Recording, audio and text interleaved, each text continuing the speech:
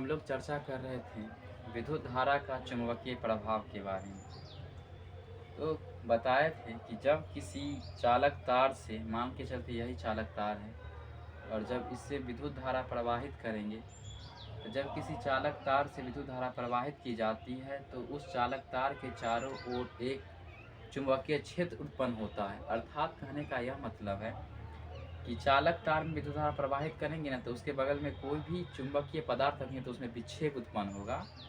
तो विद्युत धारा का चुंबक पर यह प्रभाव को ही क्या कहते हैं? विद्युत धारा का चुंबकीय प्रभाव कहते हैं। कहने का यह मतलब है कि जब किसी चालक तार से विद्युत धारा प्रवाहित की जाती है तो उस चालक तार के चारों ओर एक चुंबकीय क्षेत्र उत्पन्न होता है, जिसे विद्युत धारा का चुंबकीय प्रभाव कहा जाता है।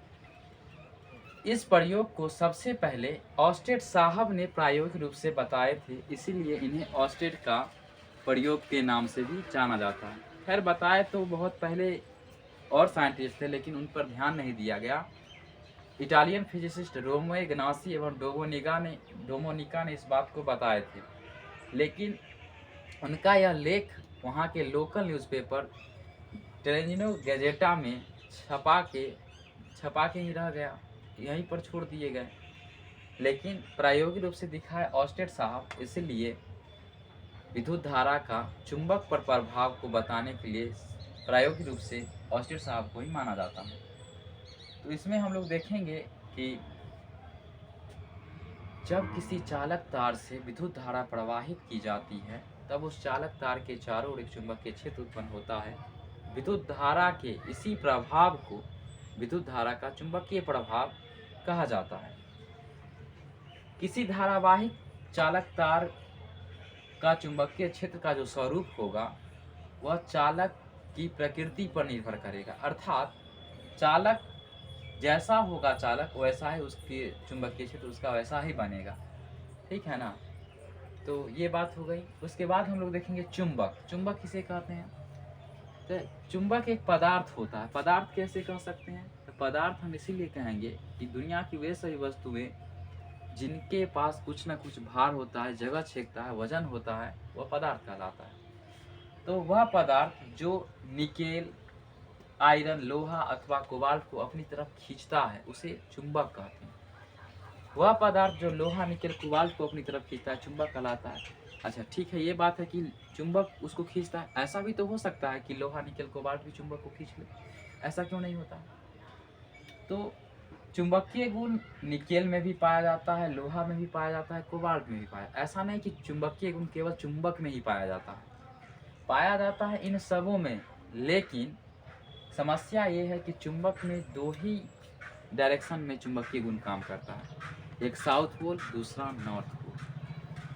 या यूँ कह सकते हैं जिस साइड कोई लोहे की चीज़ रखी हुई है उस डायरेक्शन में काम करता है। तो निकेल, लोहा और कोबाल्ट में भी चुंबकीय गुण पाया जाता है, लेकिन यह सभी डायरेक्शन में चुंबकीय गुण फॉलो करता है। यही वजह है कि निकेल, कोबाल्ट या लोहा चुंबक को अपनी तरफ नहीं खींच पाता है, जबकि चुंबक उस चीज़ को खींच लेता है। क्योंकि चुंबक में दो ही डायरेक्शन में काम करता है चुंबकीय गुण, या तो साउथ पोल नहीं तो नॉर्थ पोल। तो चुंबक किसको बोलेंगे? वह पदार्थ जो निकेल, कोबाल्ट अथवा लोहा को अपनी तरफ आकर्षित करता है, खींचता है, उसको चुंबक कहते हैं। चुंबक दो तरह के होते हैं। सबसे पहला होता है प्राकृतिक चुंबक, नेचुरल मैग्नेट। दूसरा होता है कृत्रिम या मानव निर्मित चुंबक, आर्टिफिशियल मैग्नेट। प्राकृतिक चुंबक किसको कहेंगे? प्रकृति में पाए जाने वाले चुंबक को प्राकृतिक चुंबक कहा जाता है। यह प्रायः लौह अयस्क, लोहा और ऑक्सीजन का यौगिक। प्राकृतिक चुंबक क्या होता है? यह लौह अयस्क होता है प्रायः, जो लोहा और ऑक्सीजन के यौगिक से मिलकर बना होता है, जिसे ब्लैक आयरन ऑक्साइड कहते हैं। एकदम काला होता है, प्योर, इसीलिए इसे क्या कहा जाता है? ब्लैक आयरन ऑक्साइड कहा जाता है। क्योंकि यह प्रकृति में पाया जाता है और यह अनियमित आकार का होता है। इसका शेप कोई बेहतरीन शेप नहीं होता है कि हाँ आयताकार कहेंगे या वृत्ताकार कहेंगे या नाल के आकार का होगा। तो इसका कोई आकार नियमित नहीं होता है, अनियमित आकार का होता है। इसलिए यह कमजोर चुंबक होता है। इसलिए क्या होता है? वीक मैग्नेट होता है, कमजोर चुंबक। चूंकि यह मैग्नेशिया नामक स्थान पर सर्वप्रथम मिला था चुंबक, इस प्राकृतिक चुंबक का पता सर्वप्रथम मैग्नेशिया नामक स्थान पर लगा था, इसलिए इसे मैग्नेटाइट भी कहा जाता है, इसीलिए इसे क्या कहा जाता है, मैग्नेटाइट।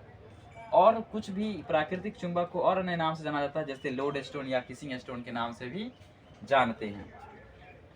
कृत्रिम या मानव निर्मित चुंबक किसको कहेंगे, तो वैसा चुंबक जिसको मानव ने बनाया, या यूं कह सकते हैं मानव निर्मित चुंबक को मानव निर्मित चुंबक या कृत्रिम चुंबक कहा जाता है। मानव निर्मित चुंबक या कृत्रिम चुंबक कहा जाता है। मानव द्वारा निर्मित यानी कि मानव द्वारा बनाए गए चुंबक को मानव निर्मित चुंबक या कृत्रिम चुंबक कहा जाता है। इसका शेप एंड साइज नियमित होता है, इसीलिए स्ट्रॉन्ग मैग्नेट होता है। कृत्रिम चुंबक या मानव निर्मित चुंबक का क्या होता है, आकार नियमित होता है। आकार क्या होता है, नियमित होता है, इसीलिए यह क्या होता है, स्ट्रॉन्ग मैग्नेट होता है। इसलिए क्या होता है, यह स्ट्रॉन्ग मैग्नेट होता है। बहुत सारा मानव निर्मित चुंबक बनाया गया है जिसका इस्तेमाल हम लोग करते हैं, जैसे बार मैग्नेट, छड़ चुंबक या दंड चुंबक। ये इम्पोर्टेंट है, तो इसको बोलेंगे क्या, वैसा चुंबक जो सीधी छड़ अथवा वृत्ताकार रूप में होगा। सीधी छड़ अथवा south pole north pole, south pole north pole. तो वैसा चुंबक जो वृत्ताकार अथवा आयताकार के रूप का होगा या सीधी छड़ के रूप में होगा, उसको क्या बोलेंगे, बार मैग्नेट बोलेंगे, छड़ चुंबक या दंड चुंबक बोलेंगे। दूसरा है मैग्नेटिक निडिल, चुंबकीय सुई। यह जो है पुराने समय में दिशा का पता लगाने के लिए इसका इस्तेमाल किया जाता था, चुंबकीय सुई का, मैग्नेटिक निडिल का। ये भी एक चुंबकीय सुई, यह भी एक चुंबक का ही प्रकार है जिसको मानव ने अपने सुविधा के लिए बनाया था, ठीक है ना। तो यह पुराने ज़माने में पुनर्जागरण के काल में दिशा का पता लगाने के लिए मैग्नेटिक निडिल का इस्तेमाल किया जाता था, जिसको कंपास भी कह सकते थे। कंपास भी माना जा सकता है, कंपास। आमतौर पर आप कंपास बना सकते हैं, हम नेक्स्ट क्लास में कंपास बनाने का विधि बताएंगे, कैसे कंपास बनाया जाना चाहिए। उसके बाद है हॉर्सशू मैग्नेट, नाल चुंबक होता है। यह जो होता है ना, घोड़े के नाल के आकार का होता है, जैसे खूड़ कहते हैं। तो यह शक्तिशाली चुंबक होता है। अब ऑब्जेक्टिव पूछता है, भी आया है कि कौन सा मानव निर्मित चुंबक या कृत्रिम चुंबक शक्तिशाली चुंबक होता है, तो नाल चुंबक कहते हैं उसको। क्या कहते हैं, नाल चुंबक। हॉर्सशू मैग्नेट, यह घोड़े के नाल के आकार का होता है, इस आकार का दिखाई देगा, इस आकार का चुंबक, तो इसको कहते हैं नाल चुंबक। शक्तिशाली चुंबक, नाल चुंबक, हॉर्सशू मैग्नेट। उसके बाद है बॉल इंडेड मैग्नेट, वैसा चुंबक जिसके दोनों किनारे पर बॉल की आकृति होगी। जिसके दोनों किनारे पर किसकी आकृति होगी, बॉल की आकृति होगी। जिसके दोनों किनारे पर बॉल की आकृति होगी तो उसको बोला जाता है बॉल इंडेड मैग्नेट। क्या बोला जाता है, बॉल इंडेड मैग्नेट। उसके बाद है विद्युत चुंबक। तो ये सब जो चुंबक है, बार मैग्नेट हुआ, छड़ चुंबक या दंड चुंबक कहते हैं, मैग्नेटिक निडिल हुआ, चुंबक की सुई या कंपास समझ सकते हैं, हॉर्सशू मैग्नेट हुआ, नाल चुंबक कहते हैं, बॉल इंडेड मैग्नेट हुआ, विद्युत चुंबक हुआ, ये सब मानव निर्मित है। इसको मानव द्वारा बनाया गया अपने उपयोग के लिए, और ये जो होता है नियमित आकार का होता है, इसीलिए इसको हम लोग स्ट्रॉन्ग मैग्नेट कहते हैं।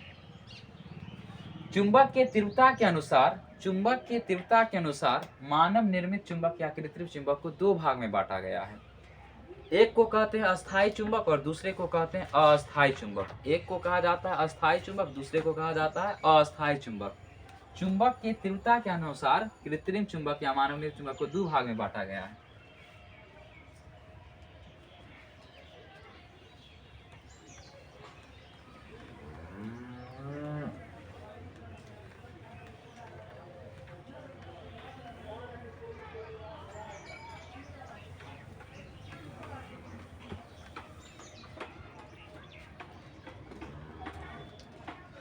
मानव निर्मित चुंबक के प्रकार।